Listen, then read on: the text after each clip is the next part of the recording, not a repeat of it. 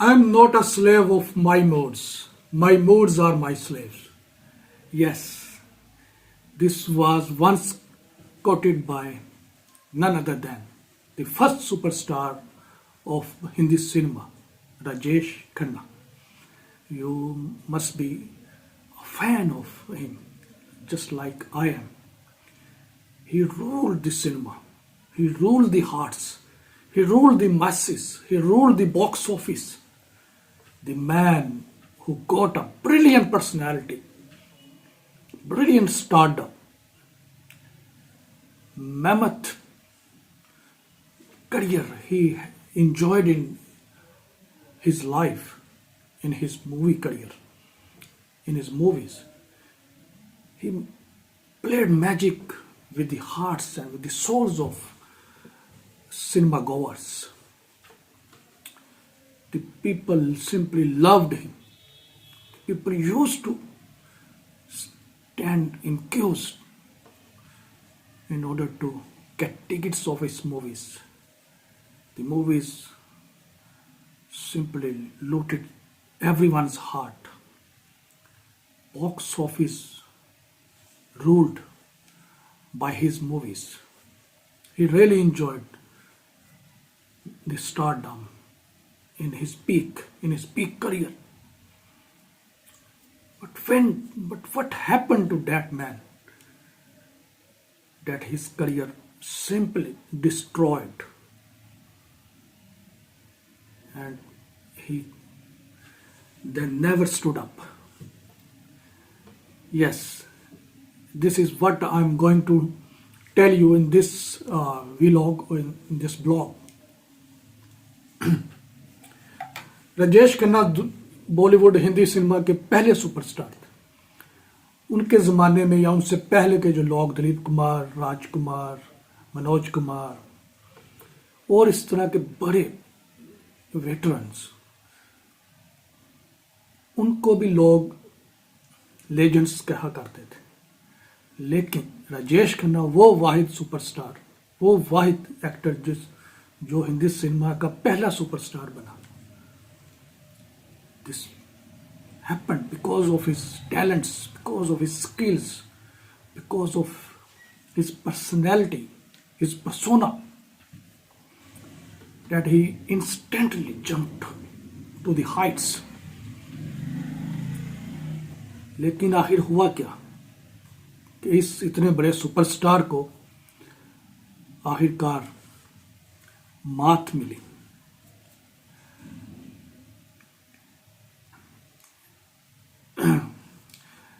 मुझे एक वाकया याद है, मैंने कहीं पे पढ़ा था कि राजेश खन्ना जहाँ भी जाते थे अपनी गाड़ी में, तो लड़कियाँ उनकी बहुत फैंस थी, औरतें, लड़कियाँ सब उनकी बहुत बड़ी फैन थी। दे वर क्रेजी फॉर हिम।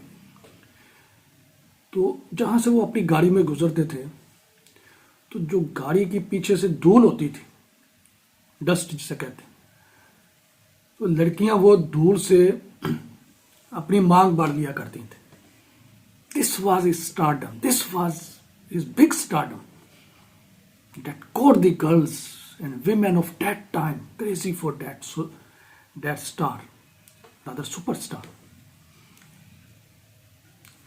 लेकिन जो सुपर स्टारडम थी खन्ना साहब की, जिन्हें बॉलीवुड में काका भी कहा जाता था बड़े प्यार से, वो सुपर स्टारडम ने थोड़ा सा उनकी पर्सनैलिटी को थोड़ा सा आहिस्ता आहिस्ता स्लाइटली डिस्टर्ब करना शुरू किया। वो थोड़े से ओवर कॉन्फिडेंट हो गए। वो सेट्स के ऊपर लेट आना शुरू हो गए। इवन मॉर्निंग शिफ्ट्स के लिए वो रात को आते थे, अगर यहाँ अक्सर जल्दी आते तो इवनिंग में आते थे। तो ये सब ने फिल्म मेकर्स का नुकसान होना शुरू हो गया कि सून वो जो है वो थोड़ा डिस्टर्ब होना शुरू हो गया। उन्होंने पैकअप्स करने शुरू कर दिए, इग्नोर करना शुरू कर दिया राजेश खन्ना साहब को।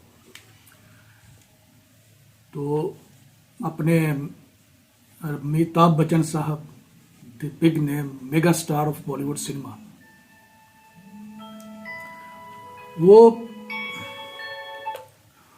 उस जमाने में न्यू एंट्रेंट थे बॉलीवुड में। लेकिन he used to be very careful, punctual. वो हमेशा सेट पे जल्दी आते थे, जो टाइम होता था उससे पहले ही वो आ जाते थे। तो film makers started turning towards Amitabh Bachchan by watching his punctuality, his regularity। तो इस तरह उन्होंने फिर राजेश खन्ना साहब को इग्नोर करना शुरू कर दिया। तो इससे राजेश खन्ना साहब के अंदर थोड़ी सी जेलसी फैक्टर पैदा होना शुरू हो गया, जो आहिस्ता आहिस्ता बढ़ता गया। जैसे जैसे फिल्म मेकर्स उनको इग्नोर करते गए, वो जेलसी फैक्टर और ज़्यादा डेवलप होता गया। तो कुछ वक्त गुजरा तो किसी ने खन्ना साहब से पूछा कि काका आप इतना लेट सेट्स पे क्यों आते हैं? तो राजेश खन्ना ने उनको जवाब दिया कि I am not a clerk, clerks are punctual, I am an artist, I am not a slave of my moods. My moods are my slaves. तो इससे आप अंदाज़ा लगा सकते हैं कि खन्ना साहब के अंदर क्या था। ओवर कॉन्फिडेंस कह सकते हैं, या वो डिक्लाइन ऑफ स्टारडम कह सकते हैं, जिसकी वजह से वो इस हद तक गए तो उन्होंने ये कोट किया। फिर वक्त के साथ साथ चीज़ें बदलना शुरू हो गई। फिल्म मेकर्स का जो रुझान था वो बच्चन साहब की तरफ आना शुरू हो गया। तो बच्चन साहब हमेशा से पंक्चुअल, आज भी वो पंक्चुअल है। तो film makers started signing Amitabh Bachchan by ignoring totally Rajesh Khanna. तो फिर वक्त वो आया कि a new superstar of in this cinema emerged, named Amitabh Bachchan. तो for Amitabh Bachchan, since his first movie and his jump into career, he hasn't looked back then.